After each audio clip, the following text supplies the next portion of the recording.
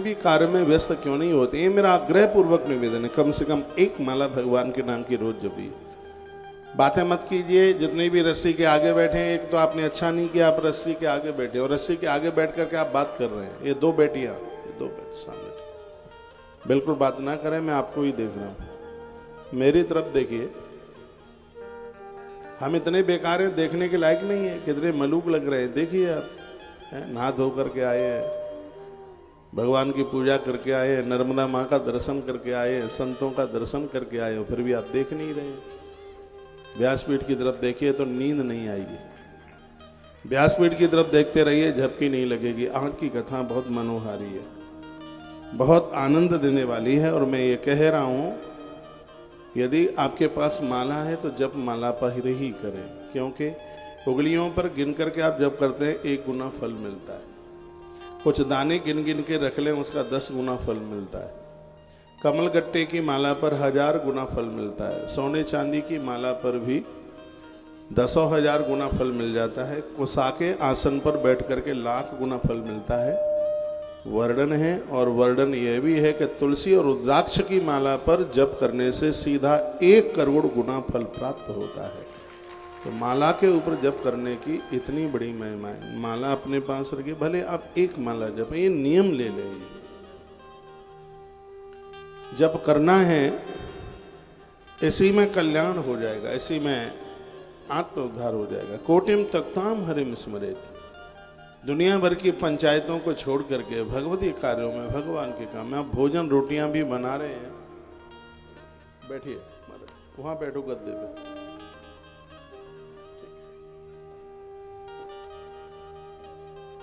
कहाँ रहते हैं आप? हाँ? अच्छा, बैठो। संतों का आगमन बहुत शुभ होता है। हाँ, महापुरुषों का तो दर्शन हो जाए। संत दरस जिमी पातक डरही, उनका तो दर्शन करने से पाप नहीं महापाप जल जाते। तो आज की कथा को हम यहाँ से आरंभ कर रहे हैं कि नित्य भगवत नाम, भगवान के नाम का उच्चारण कीजिए। ईश्वर के बिना तो कुछ भी है ही नहीं। तो वजामिल उपाख्यान की कथा में भगवान की नाम महिमा का वर्णन किया। महाराज जी इधर ही बैठ जाते हैं, मत यहाँ बैठ जाओ गद्दे।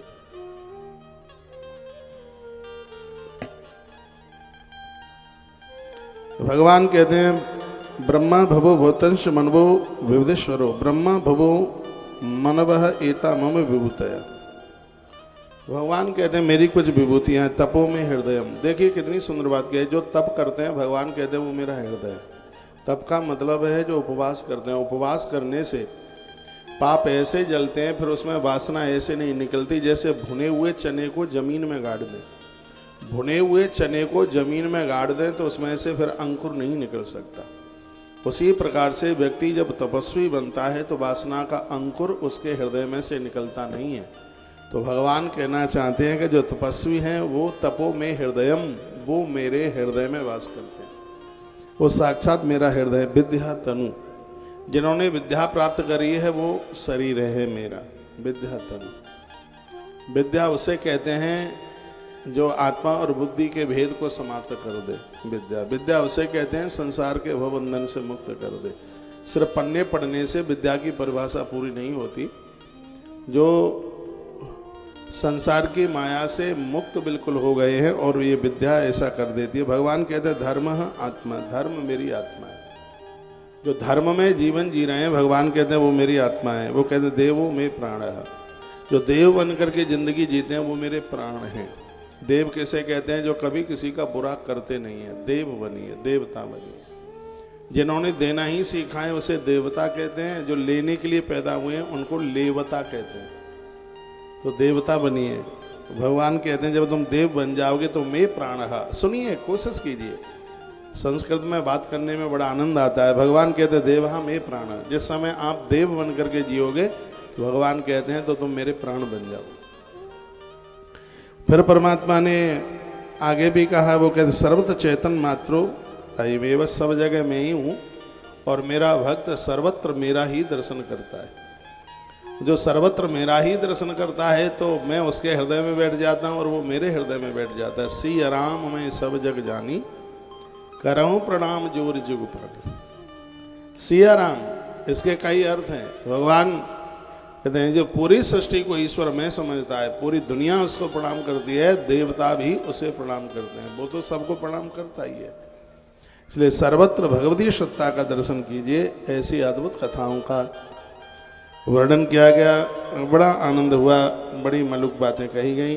अब आप श्रीमद् भागवत के षष्ठम स्कंद की कथा आप सुन रहे हैं। प्रजापति दक्ष ने 10,000 बच्चों को जन्म दिया और कहा सृष्टि का सृजन कर। नारायण सरोवर पर वो तपस्या के लिए गए तो रास्ते में देवर्षि नारद जी मिल गए। नारद जी ने पूछा कहाँ जा रहे हो? दक्ष के पुत्रों ने कहा कि हम तप करने के लिए जा रहे हैं, हमें सृष्टि की रचना करनी है, सुनिए। तो नारद जी ने कहा कि तुम सृष्टि की रचना कैसे कर पाओगे? क्या क्यों नहीं कर सकते? जो मेरे 8 प्रश्नों का समाधान कर देगा, जवाब दे देगा, वही सृष्टि की रचना करेगा। तो दक्ष के पुत्रों ने पूछा आपके कौन से 8 प्रश्न हैं? तो नारद जी वो प्रश्न पूछने लगे, कहने लगे बताइए ऐसा कौन सा पुरुष है जिसके सामने सब स्त्री है? दूसरा प्रश्न किया ऐसी कौन सी गुफा है जिसमें प्रवेश करने के लिए तो रास्ता है लेकिन बाहर निकलने के लिए रास्ता नहीं है? बताइए क्या मेरी लैंग्वेज, मेरी भाषा आपकी समझ में आ रही है? पहला प्रश्न है कि एक ऐसा कौन सा पुरुष है जिसके सामने सब स्त्री है। दूसरा प्रश्न है ऐसी कौन सी गुफा है जिसमें प्रवेश करने के लिए रास्ता है लेकिन उसमें से बाहर निकलने के लिए रास्ता नहीं है। तीसरा प्रश्न किया ऐसी कौन सी स्त्री है जो बहुरूपिणी है, जिसके बहुत से रूप है। ऐसी कौन सी स्त्री है जो कई रूप बना लेती है, ये पुरुष नहीं बना पाएगा। ऐसी कौन सी स्त्री है जो बहुरूपिणी है, बहुत से रूप बना ले। चौथा प्रश्न किया ऐसा कौन सा पुरुष है जो व्यभिचारिणी स्त्री का पति है।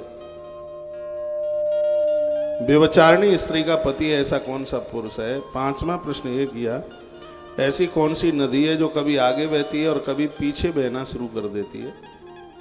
छठवां प्रश्न किया कि ऐसा कौन सा घर है जो 24 पदार्थों से बना है, 24 तत्वों से बना है। सातवां प्रश्न ये किया कि ऐसा कौन सा दिव्य हंस है जो हंस की तरह दूध और पानी को अलग कर देता है। आठवां प्रश्न किया कि ऐसा कौन सा चक्र है जो बराबर सदियों से घूम रहा है और आज तक अभी रुका नहीं है। बताए तथैक पुरुषम राष्ट्रम बिलम चादृष्ट निगमम बहुरूपाम श्रियम चापी पुमांसम पुष्यलीपतिम नदीम भयतो वाहम पशपंशाद्भुतम गृहम कंचित संचित कथम क्षौरपव्यम स्वयं भ्रमिम। इन 2 श्लोकों में 8 प्रश्न कर दिए। तो दक्ष के बच्चों ने कहा कि ये तो 8 प्रश्न बहुत कठिन हैं, गुरुजी आप ही इनका समाधान कर दीजिए। देखिए इनका जवाब हमसे नहीं दिया जाएगा। तो नारद ने कहा कि हम प्रश्न तो को उत्तर तो बता देंगे लेकिन तुम्हें हमारा चेला बनना पड़ेगा, हमारा शिष्य बनना पड़ेगा। तो वह कहने लगे देखिए गुरु वही होना चाहिए जो हमारे प्रश्नों का समाधान कर दे। गुरु का खाली रूप देखने से, लंबाई चौड़ाई देखने से काम नहीं चलेगा। गुरु ज्ञानी होना चाहिए, चरित्रवान होना चाहिए, विद्वान होना चाहिए, कर्मशील होना चाहिए, एक जगह पर रुकने वाला नहीं, चलने वाला होना चाहिए। वह हमारे जीवन का आदर्श बन जाए, उसको देखकर हम भगवान हमारे याद आवे हमें। पूज्य श्री राम सुखदास जी महाराज जी को किसी ने पूछा हमें दीक्षा लेनी है तो गुरु की पहचान कैसे करें? तो पूज्य राम सुखदास जी महाराज जी ने जवाब दिया जिस महात्मा के पास बैठने से व्यापार नजर आवे, जिसके पास बैठने से व्यसन, जिसके पास बैठने से वासना, जो हमें गलत दृष्टि से देख रहा है उसकी दृष्टि में खोट है। और ये आंखें बता देती हैं कि सामने वाला हमें कौन सी निगाह से देख रहा है। जिसकी आंखों में पाप है, जो छूने में अपराध कर रहा है, बोलने में अपराध कर रहा है, देखने में अपराध कर रहा है, वह कभी भी हमारा गुरु नहीं हो सकता। जिसके पास बैठने से भगवान के भजन में मन लगे, जिसके पास बैठने से ईश्वर याद आवे, जिसके वाणी सुनने से जीवन का परिवर्तन हो रहा हो, वह हमारा परिपक्व गुरु है। गुरु का अर्थ होता है जो शिष्यों का गौरव बढ़ाए। गुरु कुछ घटिया काम कर दे तो हम तो किसी को बताने के लायक नहीं रह पाएंगे कि हम उनके चेले हैं। गुरु वह है जो शिष्यों का गौरव बढ़ा दे। शिष्य लोग कहीं किसी के पास जाएं तो सामने वाला पूछे, बताइए कि तुम्हारे गुरु कौन है। हम उत्साह के साथ कहते हैं कि हमारे गुरु वह हैं, सामने वाला हमारी पीठ थपथपा दे, वाह क्या बात है, तुम्हें गुरु बहुत बढ़िया मिला है। जीवन में गुरु ऐसा होना चाहिए। गुरु की बड़ी महिमा है। जो शिष्य का गौरव बढ़ाता है उसे गुरु कहते हैं, और जो गुरुजनों के अनुशासन में रहता है उसे शिष्य कहते हैं। गुरुजनों के शासन में रहिए, अनुशासन में, उनकी जो परिपाटी नियम पद्धति बनाई गई है, उन्होंने जो आदेश किए हैं उन आदेशों का पालन कीजिए, उस परिधि में जीवन का निर्वहन कीजिए। फिर देखो यह मृत्यु लोक ही हमारे लिए बैकुंठ लोक बन जाएगा। अंधविश्वास नहीं है, ये जिंदगी जीने के लिए बहुत बड़ा मास्टर है, बहुत बड़ा टीचर है गुरु। तो उस गुरु के सानिध्य में हमारा गौरव बढ़ता है, उस गुरुदेव के सानिध्य में हम अनुशासित जीवन जीते हैं।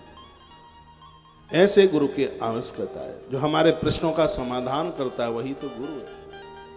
हम जो भी प्रश्न लेके जाते हैं गुरुजनों के चरणों में जाकर के, ऐसा लगता है कि आज हमारे ही प्रश्नों का समाधान हुआ है।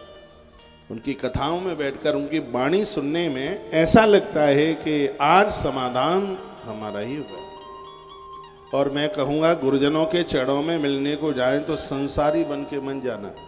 आंखों में काम न हो, मन में लोभ न हो, कोई वासना न हो, भोग और विषय न हो, और कुछ भी मांगने की चाहत न हो। निष्कामी बन के जाइए, क्योंकि वह दरबार ऐसा है जहाँ मांगना ही नहीं पड़ता, वहाँ सब कुछ अपने आप मिल जाता है। सूर्य भगवान से आज तक मांगना नहीं पड़ा कि तुम हमें प्रकाश दे दो, जल देवता से मांगना नहीं पड़ा कि तुम हमें पानी दे दो, धरती माता से आज तक मांगना नहीं पड़ा कि तुम हमें सोने के लिए जगह दे दो।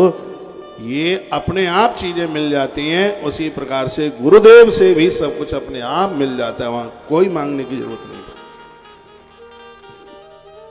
तो देवर्षि नारद जी को उन्होंने कहा प्रश्न जटिल है, हमसे समाधान होता नहीं। उन्होंने कहा समाधान हम करेंगे, लेकिन तुम हमारे शिष्य बन जाइए, और जिनसे हमें जीवन में समाधान मिला है वो हमारा गुरु है, हम उसके शिष्य हैं। जिनसे भी दुनिया में कोई भी जिनसे हमें सीखने को मिला, भले ही दीक्षा किसी से ली हो, लेकिन जिनसे हमारा जीवन परिवर्तन हुआ, जिनको हमने फॉलो किया है, वो हमारा गुरु है। वो कोई भी हो, जिससे हमारे जीवन में परिवर्तन हुआ है, जिससे हमें सीखने को मिला है, भले ही कान नहीं पकवाया, भले ही मंत्र नहीं लिया है, फिर भी वह हमारा गुरु है, जिससे हमारे जीवन में परिवर्तन हुआ, बदलाव हुआ है। आइए देवर्षि नारद जी उन 8 प्रश्नों का समाधान कर रहे हैं।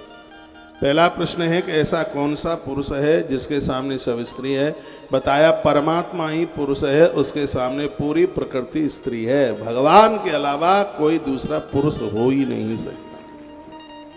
ताली को ज्यादा तो नहीं बजाई है आपने।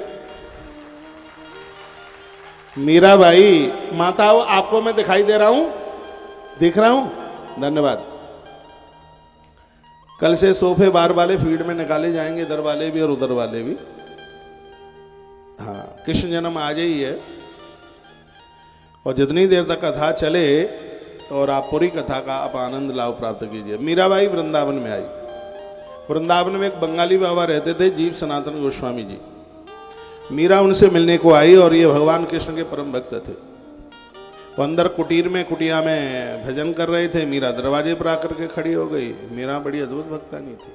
मीरा की मृत्यु नहीं हुई, वो नाचती हुई श्री द्वारका में द्वारकाधीश के विग्रह में विलीन हो गई। वो मंदिर आज भी है द्वारका में, भेंट द्वारका में है, स्टीमर में नाव में बैठ के जाना पड़ता है।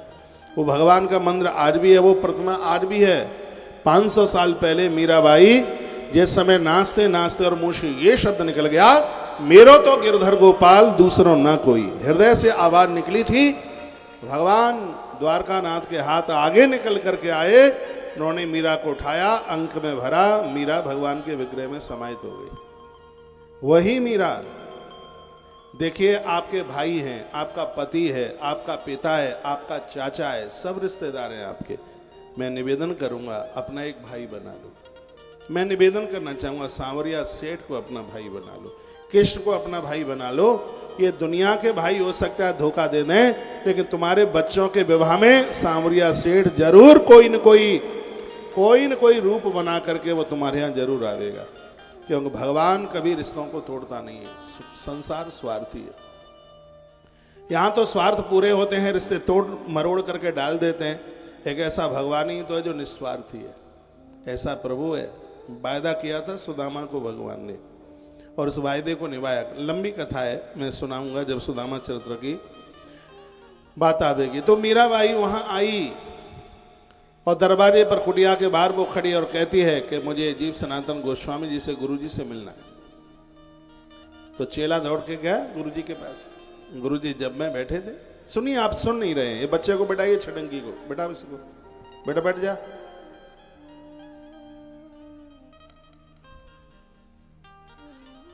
तो जीव सनातन गोस्वामी जी ने कहा कि मीरा को बोल दो हम उससे मिलेंगे नहीं, क्योंकि हम अनुष्ठान में बैठे हैं, इसलिए हम स्त्रियों से बात नहीं करते। तो चेले ने आकर के कहा मीराबाई को कि ऐसी ऐसी बात है, गुरुजी ने कहा है कि वो अनुष्ठान में बैठे हैं, इसलिए स्त्रियों से वो बात नहीं करते। मीराबाई ने कहा धोखा हो गया, मैं तो ये सोच रही थी कि ब्रज में एक ही पुरुष है कृष्ण, और ये कृष्ण के अलावा ये ब्रज में दूसरा पुरुष कहां से चल के आ गया। और जब ये कहा हम दौड़ करके आए जीव सनातन गोस्वामी और मीराबाई से क्षमा मांगी, कहा गलती हो गई, सृष्टि में एक ही पुरुष है परमात्मा, उसके अलावा सब स्त्रियां हैं। देवर्षि नारद जी ने यही प्रश्न किया था, ऐसा कौन सा पुरुष है जिसके सामने सब स्त्रियां हैं। अब परमात्मा ही पुरुष है, पूरी दुनिया उसके सामने स्त्री है, ईश्वर ही पुरुष है, पूरी दुनिया उसके सामने स्त्री है। दूसरा प्रश्न था ऐसी कौन सी गुफा है जिसमें प्रवेश करने का रास्ता है लेकिन जिसमें से बाहर निकलने का रास्ता नहीं। देवर्षि नारद कहते हैं कि एक ऐसा ग्रस्त आश्रम ही है, ये एक ऐसी गुफा है जिसमें प्रवेश करने का रास्ता मिल गया है लेकिन अंदर छटपटा रहे हैं, बाहर निकलने का रास्ता किसी को नहीं मिल रहा।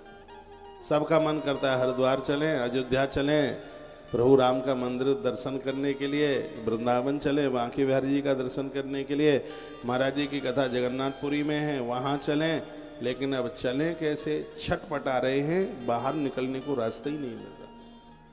वहाँ तो गोलू और भोलू की नाक मलाई जैसी लग रही है पहुँचते पहुँचते। पहले अपने बच्चों की नाक पहुँचती रही माताएं, अब गोलू भोलू की नाक पहुँच रही है। आपको नाक पहुँचना इतना अच्छा लगता है कि मैया तो कहती है मलाई में भी इतना टेस्ट नहीं है जितना कि बेटे की नाक चखने में जितना टेस्ट। तो चखते रहो, मैं कहाँ मना कर रहा हूँ आपको। घुस गए हैं गुफा में, गृहस्थ की गुफा में सब घुस गए, लेकिन बाहर निकलना बड़ा मुश्किल हो रहा है। ऐसा हो गया है कि जैसे एक अंधा व्यक्ति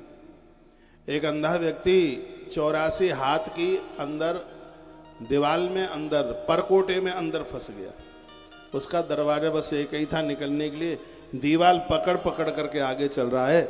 जैसे ही दरवाजा आता है उतने में बगल में खुजली पड़ती है, दीवाल से हाथ उठा करके जैसे खुजाने के लिए लगता है, इतने में दरवाजा निकल जाता है। तो 84 हाथ की परकोटे की उस दीवाल के अंदर ऐसा घूमता रहा, क्यों दीवाल पकड़ करके आगे बढ़ रहा है और दरवाजा आता है, इतने में खुजली पड़ती है और इतने में दरवाजा निकल जाता है। तो जिंदगी भर वो उसी में चक्कर लगाता रहा। 84 लाख योनियों में जीव ऐसे ही चक्कर लगा रहा है। परमात्मा की कृपा की दीवाल पकड़ पकड़ करके चल रहा है। जैसे ही मुक्ति का दरवाजा आता है, भोगों की खुजली पड़ती है, चूक जाता है और वो बाहर निकल नहीं पाता। बार बार ग्रस्त में आना, मरना, जन्म लेना, यही हो रहा है। इसलिए मैं निवेदन करना चाहूँगा, गृहस्थ में घुस तो गए हो, ऐसे बाहर निकलने की भी कोशिश कीजिए। 60-65 के हो गए, मलाई बहुत खाई है, रस बहुत पिया है, दुनियादारी बहुत देखी, बड़ी बड़ी शादियां आपने की हैं। शादियों में इतने तो समोसा खा गए तुम, इतनी गुलाब जामुन, मूंग की दाल का हलवा तुमने खाया, और कितनी चीज़ें, पापड़ ढकूला भर भर करके खा गए। ऐसी ऐसी साग सब्जियां आपने खाई, भरेमा बैगन खाया और पता नहीं क्या क्या, भिंडी भरेमा, इतना कुछ खाया। घर से पत्नी ने कहा कुछ तो खा लो, कहा रात को पंगत में शादी में जाना है, कुछ भी नहीं खाना, हो सकता है तो एक गिलास नमक घोल के दे दे, सो 4 गुलाब जामुन ज़्यादा चटका दो। इतना खाया, जीवन भर मिला क्या? बीमारियों के अलावा कुछ नहीं मिला, संसार से अपमान के अलावा कुछ नहीं मिला। थोड़ा सा मुट्ठी भर जीवन है, संसार में आप संसार को खुश नहीं कर पाए। यहाँ ज्वाइंट फैमिली वाले लोग बैठे होंगे, जिन्होंने इतनी मेहनत की है, पैसा कमा कमा करके, नौकरी से, उद्योग से, व्यापार से इस पूरे परिवार को दिया। छोटे छोटे बच्चों को बड़ा किया, उनके विवाह में खूब धन लुटाया, उनके लिए किसी भी प्रकार की कमी नहीं रखी। इतना उनके लिए प्लॉट खरीद दिया, बड़ा आलीशान आपने उसके लिए दुकान मकान सब कुछ बनवा दिया। और फिर कभी इतना देने के बाद में एक पड़ोसी के अंकल जी ने उसे पूछा, बेटा तेरे पापा ने तुझे बहुत दे दिया है। तो वो यह कहता है कि चाचू दे तो दिया, लेकिन सोनू भाई के पापा ने जितना दिया है उतना नहीं दिया। आप इस दुनियादारी को संतुष्ट नहीं कर पाएंगे कभी। आपने अपने बच्चों का ध्यान नहीं दिया। जॉइंट फैमिली में सब कमा कुमू करके देते रहे। पत्नी तो, माताएं थोड़ी ज़्यादा होशियार होती हैं, पत्नी तो कहती रही थी कि अपनी बबली विवाह के लायक हो रही है, थोड़ा थोड़ा बचाइए। तब होश में आया जब 1.5 साल शादी को रह गई, कर्जा भी नहीं मिल रहा था, जो कमाया सब परिवार में देते रहे। 1.5 साल पहले आपने बिटिया की शादी से 1.5 साल पहले आपने परिवार को देना बंद कर दिया। तो सबसे पहले माँ बोली, अरे वो तो पत्नी का भगत, क्या किया उसने। पापा ने ये भी जवाब दिया, पूरे परिवार ने यही जवाब दिया, उसने हमारे लिए क्या किया। इस दुनिया के लिए, परिवार के लिए, खानदान के लिए कितना भी कर लेना, ये यही कहेंगे, ये तो स्वार्थ के सब मीत हैं, ये यही कहेंगे कि तुमने हमारे लिए क्या किया। 60-65 साल तुम्हें निकल गए इस परिवार को प्रसन्न करने के लिए, ये तो प्रसन्न नहीं हो पाया। बचा खुचा जीवन भगवान को दे दोगे तो परमात्मा राजी जरूर हो जाएगा, क्योंकि वो बहुत सीधा है। मैं बहुत आग्रह पूर्वक आप सबको निवेदन करूंगा, हम पूरी दुनिया में घूमते हैं, संसार बहुत स्वार्थी है। मैं आपको बाबा वैरागी बनाने के लिए नहीं आया हूँ, मैं ये निवेदन करने के लिए आया हूँ, घर की जिम्मेवारियाँ पूरी हो गई हैं, बच्चों को भी बच्चे हो गए, बेटियाँ ससुराल पहुँच गई हैं, अब काय के भूख में आप लगे हो। संस्थानों से जुड़िए, मठ मंदिर जाइए, तीर्थों में जाइए, घर का वजन बच्चों के ऊपर छोड़ दीजिए। आपने बहुत कुछ किया, ये अभी तक खुश नहीं हो पाए, कभी हो भी नहीं पाएंगे। और धन आपने जो कमाया है इसको 5 जगह बांटने की कोशिश कीजिए। सबसे पहला धर्म के लिए, दूसरा परिवार के लिए। आपने जीवन में 1 लाख रुपया कमाया है तो बच्चों को सिर्फ 20,000 देने का ही अधिकार है। आपको 4 बच्चे हैं तो 4 मकान देने की जरूरत नहीं है, 1 मकान देना आपका धर्म है। और आप कहते हैं 4 बच्चे हैं तो 40 प्लॉट होने चाहिए, कुछ भी नहीं है, ये वासना है, तृष्णा है, ये तृष्णा है जिनकी पूर्ति कभी भी नहीं हो सकती। और पूरा जीवन भर करते करते आदमी बूढ़ा हो जाता है और सोचता है कि विवाह हो जाएगा, बच्चे हो जाएंगे, तब कुछ अच्छा कर लेंगे, तीर्थ यात्रा कर लेंगे, फिर कहने लगे और थोड़ा बच्चों का कारोबार शिफ्ट हो जाएगा, फिर हम महाराज जी के साथ सब जगह जाके कथा सुनेंगे। फिर सोचा कि अभी बहू का बच्चा छोटा है, थोड़ा ये बड़ा हो जाएगा, और इतने में ही मरघट नज़दीक आ जाता है, शमशान घाट नज़दीक आ जाता है और तैयारियाँ हो जाती हैं चलने की। इसलिए मैं बरेली की पवित्र व्यासपीठ से आग्रह पूर्वक निवेदन करूंगा। देवश्री नारद जी ने प्रश्न पूछा है और उसका जवाब दिया कि गृहस्थ आश्रम में घुस तो गए हो, लेकिन होशियारी दिखाई, इसमें से निकलने की कोशिश कीजिए। इसमें प्रवेश की तो एंट्री हो गई है, लेकिन निकलना बड़ा मुश्किल हो रहा है। आज से ही जाग जाइए इस बात के लिए। मैं ये नहीं कह रहा कि सबको छोड़ छाड़ करके आपको अमरकंटक जाना पड़े या ऋषिकेश जाना पड़े। मैं निवेदन करूंगा, घर में रह करके भी घर से बिल्कुल चिपकिए मत। अब चिल्लाना शुरू मत कीजिए, अब चिल्लाइए मत। अब तो जो बहू बेटों को जो करना है वो वही करेंगे। ज़्यादा तुम चिल्लाओगे तो कहेंगे कि आजकल तो मम्मी को घुरघुराने की आदत पड़ गई है, पापा तो ज़्यादा घुर घुर करते रहते हैं। अब इनको ये भी नहीं पता है कि किसके लिए शब्द बोला जाता है। संसार तो बस ऐसा ही है। बस एक काम मैं आपको बरेली के लोगों को सौंपने के लिए जाऊंगा। बच्चे तो तुम्हारे काबू में नहीं आए, लेकिन थोड़ा बच्चों के लिए तुम टाइम देना। जो तुम्हें नाती और पोते जो तुम्हारे लगते हैं उन्हें तुम समय देना। हिरण्यकश्यप काबू में नहीं आया था। कश्यप का बेटा हिरण्यकश्यप, महात्मा कश्यप का बेटा हिरण्यकश्यप। अदिति की एक सौतेली है जिसका नाम है दिति, ये उसका बेटा हिरण्यकश्यप। महात्मा कश्यप कितने बड़े महात्मा हैं, लेकिन बेटा काबू में नहीं आया। तुम गली बोल, आप एसपी, आपको जिला रायसेन का एसपी बना दिया जाए तो पूरे के पूरे जिले को तुम अपने कब्जे में ले सकते हो, लेकिन औलाद को कब्जे में नहीं ले सकते, अपने बच्चों को कब्जे में नहीं ले सकते। वो तो आंखें दिखा करके जाएगा, ऐसा रूल है यह प्रकृति का। महात्मा कश्यप अपने बेटा हिरण्यकश्यप को कब्जे में नहीं ले पाए, लेकिन हिरण्यकश्यप का जो बेटा था जिसका नाम था प्रहलाद, उसके अंदर संस्कार भर दिए। और ऐसा संस्कार भर दिया कि जिस प्रहलाद के लिए खम फाड़ करके भगवान नारायण नरसिंह प्रकट हो गए थे। महात्मा कश्यप ने अपने प्रपौत्र को गढ़ दिया, बना दिया। मैं आप सबको कहना चाहूँगा, पूरा देश मुझे सुन पा रहा है, नाती पोतों के लिए, बेटी के बच्चों के लिए, देवते के लिए थोड़ा समय निकालिए और अपने संस्कार उन्हें दे दीजिए। जो संस्कार आज से 25-30 साल पहले थे, आज वो संस्कार नहीं है और उन संस्कारों में आप पले हैं। वो जीवन आपने देखा है, वो बातें बताइए। एक बार फिर लौट करके वहीं आना पड़ेगा, एक बार उस मकान में आना पड़ेगा जिसके ऊपर छप्पर पड़ा हुआ है, एक बार वही रोटी खानी होगी जो चूल्हे पर लकड़ी जला करके बनाई गई थी, एक बार वही आटा जो चकिया चला करके, एक बार वही घी जो रही के द्वारा मथ करके, नहीं तो आप देखते रहिए एक बार वही चल के आएगा। ट्रैक्टर फैल होंगे और खेतों में द्वारा से हल चलेगा, वो समय लौट के आएगा, क्योंकि 100 साल के बाद प्रकृति करवट बदलती है। वो समय आएगा और जब वो समय आएगा, वो समय बहुत अच्छा होगा, वो समय बहुत बढ़िया होगा। वो समय फिर आएगा जहां बारात में 500 लोग जाएंगे, वो समय फिर लौट करके आएगा जहां बारातें 8 दिन की होंगी, वो समय फिर लौट करके आएगा।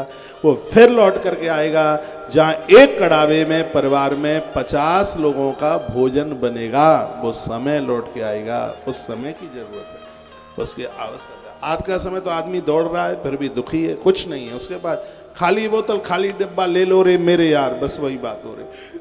मैं बहुत आग्रह पूर्वक, दादा लोग बैठे हैं, ग्रामीण अंचलों से बैठे हैं, आप घर की जिम्मेवारियां आपकी पूरी हुई हैं, तो 7 पीढ़ियों को खड़ा करना ये आपकी जिम्मेवारी नहीं है। इनको फ्री फंड में मम्मी पापा मत बनाओ, इनके ऊपर वजन आने दो, इनके कंधों पर वजन आने दो। आप थोड़ा बहुत स्मरण भगवान का कीजिए, थोड़ा भगवान के लिए अब जीवन, सुबह जागिए, भगवत नाम लीजिए, भगवान का भोग लगा करके रूखा सूखा खाए के ठंडा पानी पी। अब ये क्या करते हैं, अपने माथे में दर्द ना करें, इनको तो वही करना है जो ये करेंगे। तो ये प्रश्न है, देवर्षि नारद जी कहते हैं कौन सी गुफा है जिसमें प्रवेश करने का रास्ता है, निकलने का नहीं। गृहस्थ आश्रम में वो गुफा है जिसमें प्रवेश तो कर गए हो लेकिन छटपट आ रहे हो, बाहर निकलने का रास्ता मिल नहीं रहा है। और आपकी बुद्धिमानी तब है जब गृहस्थ में प्रवेश करें तो उससे पहले आपको पता अभिमन्यु क्यों मारा गया।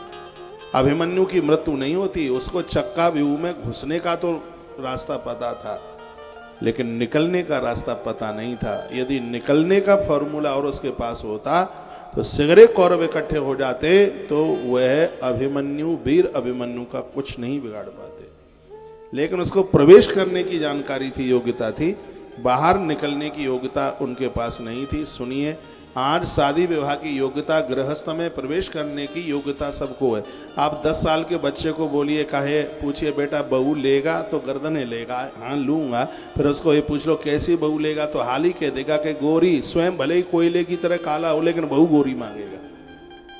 ये जो गृहस्थ की संसार की बात है, ये तो सब पेट में से, आज तो पेट में से ही सीखे आ रहे। ये सबको गृहस्थ में घुसने का सबको पता है। इधर मेरी बहनें हंस रही हैं, बिल्कुल यही है, सबको मालूम है गृहस्थ में प्रवेश करने के लिए। लेकिन इस गृहस्थ में से निकलना है, ये जानकारी होनी चाहिए। और वह कोई महापुरुष निकाल के लाएगा, कोई गुरु, कोई संत निकाल के लाएगा। एक कथा आती है रामायण में, बजरंगबली, हनुमंत लाल जी, जामवंती, ये सब सीता माई की खोज के लिए निकले। चले, प्यास लगी बंदरों को बहुत ज्यादा, तो एक ऊंची सी पहाड़ी पर खड़े होकर देखा तो कुछ कौवे उड़ रहे थे। तो कहा कि वहां पर जीव जंतु हैं और वहां पर लगता है कि वहां पर पानी है। कुछ वहां जानवरों की आवाज आई। जानवर मुंह के हैं, बोलते नहीं हैं। इनका नाम जानवर क्यों है? ये इस देश की जान है, श्रेष्ठ जान है, जिसको आज काटा जा रहा है ना, खत्म किया जा रहा है। देश का सौंदर्य घट रहा है। पहले आप देखते होंगे कैसी कैसी चिड़ियां रंग बिरंगी थी, है, आकाश में कितनी शाम को चिड़ियां उड़ती हुई जाती थी, झींगुर दिखाई देते थे, तीतुर दिखाई देते थे, गड्ढों में मेढक टर टर की आवाज किया करते थे। उस समय का बहुत समय था। कितने मोर दिखाई देते थे, नीलकंठ दिखाई देता था। वह सब चीजें इस केमिकल ने खत्म कर दी। जो खेतों में जो डाला जाता है केमिकल खाद, इसने सब कुछ समाप्त कर दिया और रौनक घट गई है, सौंदर्य घट गई। जो इस पृथ्वी की जान है, श्रेष्ठ जान है, उसी को तो जानवर कहते हैं। जिनको आज अंधाधुंध मारा जा रहा है, ये धरती की बहुत श्रेष्ठता है, प्राण है, जान है, जानवर, इसलिए तो उसका नाम है जानवर। जिसकी जान इस धरती के लिए श्रेष्ठ है, महत्वपूर्ण है, उसका नाम है जानवर। वैसे तो आप बहुत अच्छे इलाके में बैठे, मैं प्रार्थना पूर्वक निवेदन करना चाहूँगा, जीव हिंसा मत कीजिए, किसी भी प्रकार का मांसाहार नहीं। आप मध्य भारत में बैठे हैं और मध्य भारत हिंदुस्तान की रीढ़ की हड्डी है, तो अपने आप को बिल्कुल सात्विक बनाइए। आइए मैं कथा में उधर चलता हूँ।